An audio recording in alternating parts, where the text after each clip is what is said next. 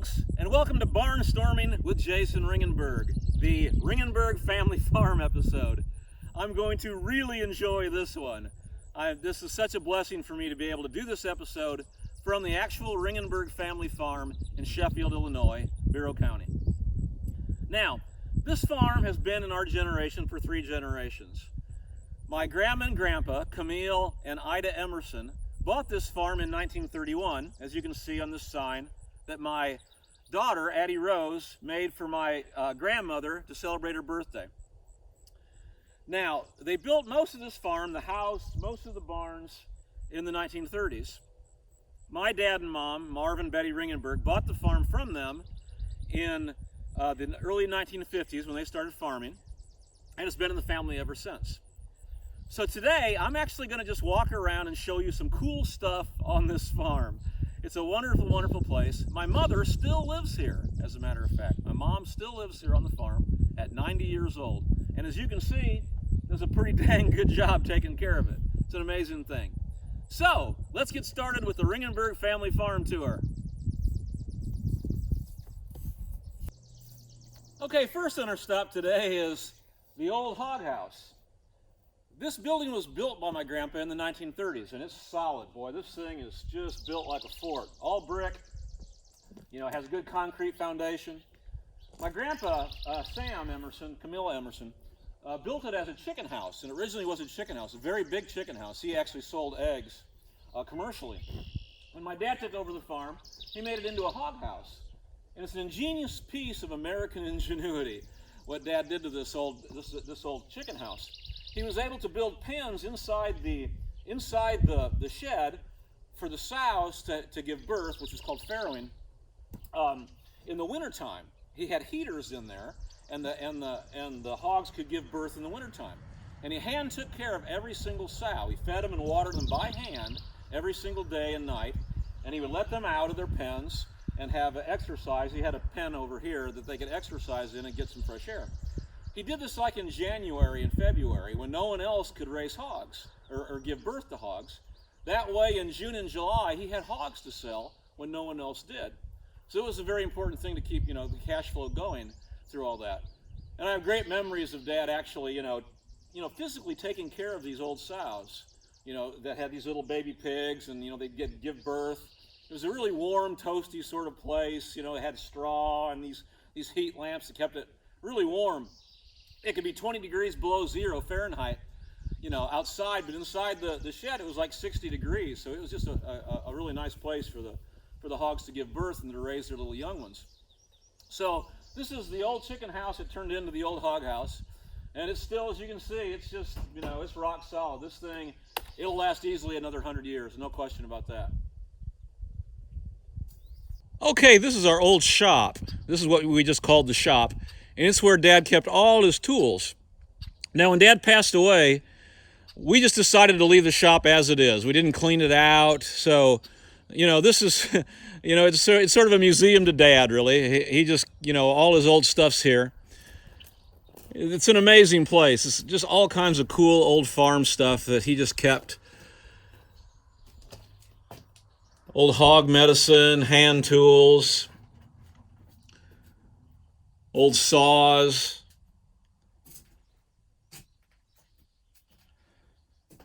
Dad could do about anything with his hands. He wasn't a carpenter by trade, but he could build something if he needed to, and he could take care of his buildings and his farm. One of my favorite things in this shop is that old drill press, and that actually still works. That was here. Grandpa had bought that and installed it. That's a hand drill press. It does work. It actually does work. It's a cool old shop. Every farmer has a shop. Dad wasn't the tidiest guy, but he got things done. He single-handedly raised hogs, the old-fashioned way, what we would call, free range. That's what we would call it now. But, Dad raised his hogs out in the fields, hand took care of them all by himself. There was no confinement to the operations. So, he did it. He got the job done. I love this little spot of the farm. You'd think, well, it's just water flowing out into the ground, Jason. What's the deal? this old well has been here since the farm was farmsteaded.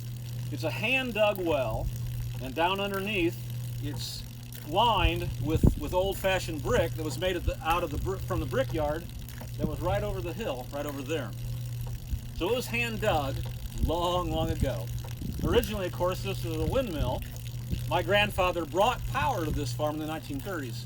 Before that, you know, they got their water right here from a windmill, a real windmill. Now, of course, we use electricity. There's a drilled well for the house, up by the house, but this old sort of hand-dug well we used all the time for our livestock. Dad kept hogs all over here in these two barns. These were all feedlots for the hogs, and there would be, you know, 400 to 500 hogs on this farm all the time. So this is what we used to water them. Now me, I just love to drink out of this water, and I had friends that would come out and visit and help us on the farm. They would love to drink out of this well. Looking back, I think now, wow, that was probably really questionable in terms of the bacteria that might have been in that well, but it didn't seem to hurt us any. And now, of course, it's very, very clean. And I love to drink this water. It's very sweet tasting. Ah, yeah. On a hot summer day, that'll make you want to get out and get some more work done. This lovely machine is a Farmall 400, 1963. My dad bought this used around 1965 or so, and he used it for his main field tractor all the way through the 60s into the early 70s when he bought a John Deere 4020. This 400 was he used to say it was the best tractor ever made. They were a wonderful machine. Nowadays they would be considered a parade tractor or something to have as a hobby, but in those days the Farmville 400 did a lot of work on a lot of farms all over the Midwest. This machine here did all our plowing, all our disking, and it still runs. So let's fire it up and see if it'll go.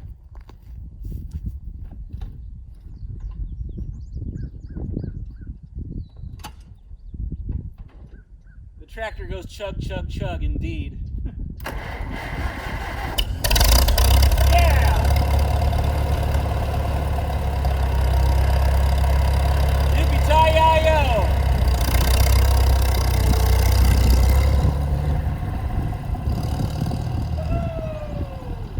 This is what we call the upper barn. It was built, as best we know, around the 1910s. This barn predates all the other buildings on the farm. It was here before Grandpa built this farm. My grandpa used it as a dairy barn and a place to keep his draft horses. My grandpa actually farmed with horses, with work horses. He kept them in this barn. And to this day, you can find old horse tools and harnesses and things. It's an amazing thing. The barn still is very functional. My dad used it to raise hogs in when he farmed this farm. And it's still standing, it still works, that's for sure. Oh my gosh, who's that? Look, it's Betty Ringenberg. Howdy, howdy, everybody. Good to see ya. How you doing today, Mother? Getting better every day. There you go, fantastic. Well, now these barns, you know, you've been around living on this farm most of your life, is that correct? Right. You grew up here? And well, most of my life. Right. Now, when you were growing up here, you told a story once how you were riding a horse around these barns, and what happened? Well, I was out riding, and of course, at that young age, you know, you kick the horse to try to make him go faster. Well, it went fast, and it went so fast, and it was just galloping, and they were watching from in the house there. And they said as soon as the horse got to the door, if it would have kept it going, it would hit me in the head and it would have killed me. And the horse stopped just like that. So we had a lot to be thankful for. That's for sure. Wow. Yeah. How old were you at that time? Oh, I don't know. I was just a young sweet thing. All right. Now, when you were a young woman, you were still living here on the farm, right? Yeah. And Dad, he was a feed salesman, and he would sell feed to your dad for his cows and for his pigs. Can you tell us what you would do when Dad came around, because you, of course, were helping your dad farm? Tell us what happened in those days. Well, there was a corn crib over here, and I had a coverall on, and a coverall, of course, isn't a very sexy looking thing, and especially if you think you're interested in some yahoo that was here in town here, and that was Marvin, and when I saw him coming, I ran and into the corn crib and hid in there, and after we were married, he said, just tell me something. Why did you run in that corn crib? Well, with a coverall on, you just you don't want anybody to see in a coverall, So that's what I did. Now, our farm borders the Rock Island Line Railroad track, and in those days, there was what was called a Hobo Camp up on the railroad where Coal Creek crossed under the Rock Island Line Railroad. They were they were homeless in those days. They couldn't afford their own homes, and people called them hobos. It was before the term homeless was a term that we used. Now, every now and then, you or Dad might be getting hay out of this hayloft in this barn up at the top. And what might you find in the hayloft? You might find someone that had come there and to sleep the night, and they'd put that hay over them, or the straw over them, to keep them just warm at night. Is what they would do.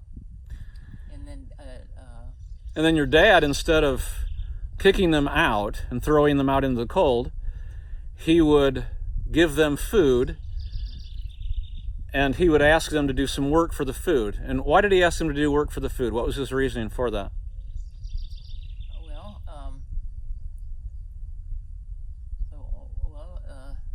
To make them feel like they had earned it.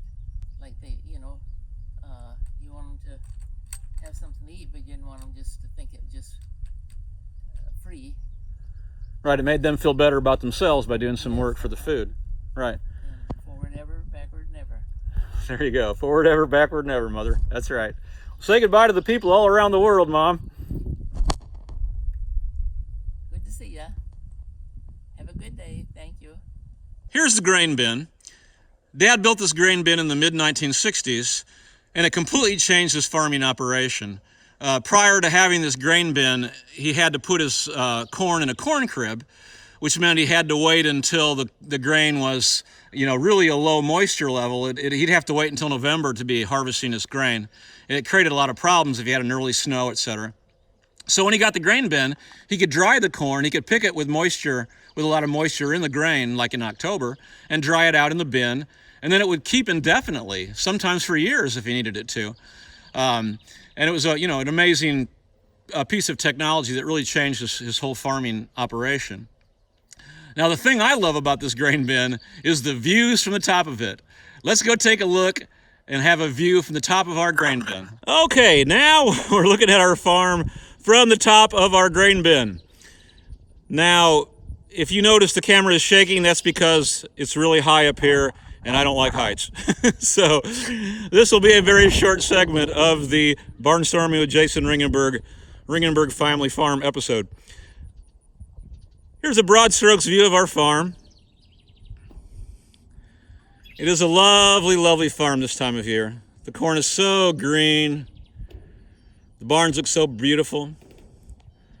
There's the house.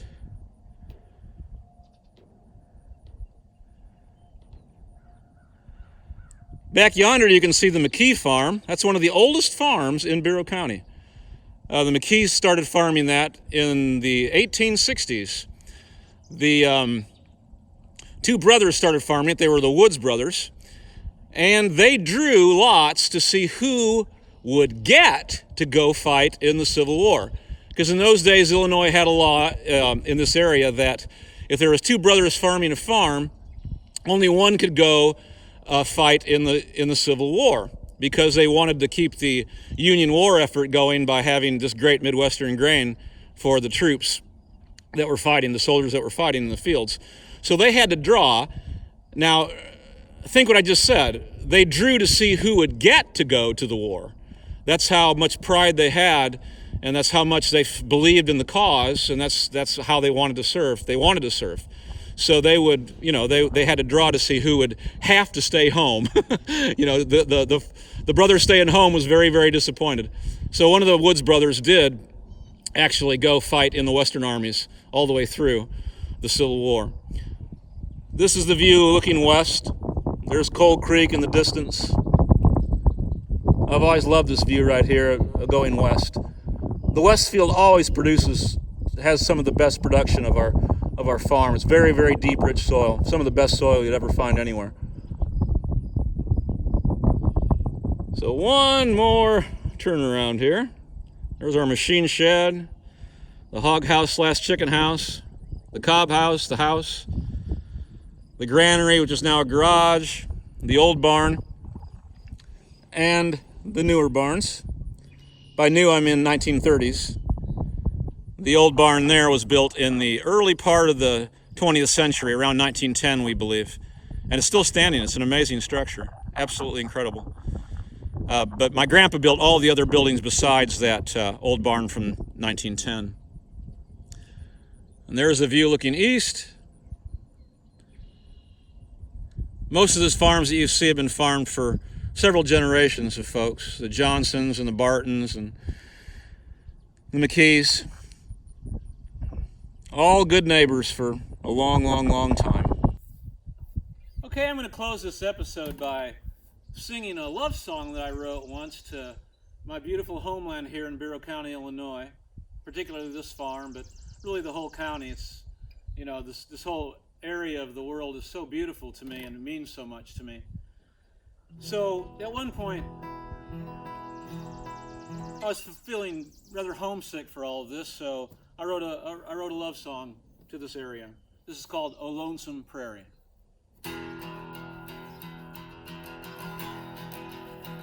Oh, lonesome prairie, I think it's time to go and see you and free my mind.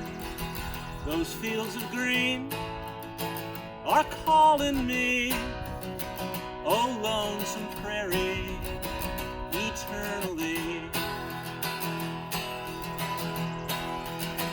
Oh, lonesome prairie, I miss you still. The wind and the lightning, all heaven's will. My memory all starts with you. Oh, lonesome prairie, those fields of truth. Oh, lonesome prairie, the meadow lark, the wind in the wires, those moonlit walks. To see you now would rest my soul better than all Fort Knox's gold. Oh, lonesome prairie, where I was born. My mother's father, he built that farm. I long to stand upon your soil, where the winters kill and the summers boil. Oh, lonesome prairie, those tall red barns, those Gothic houses, those ancient farms. I hold you deep inside of me. Oh, lonesome prairie, eternally.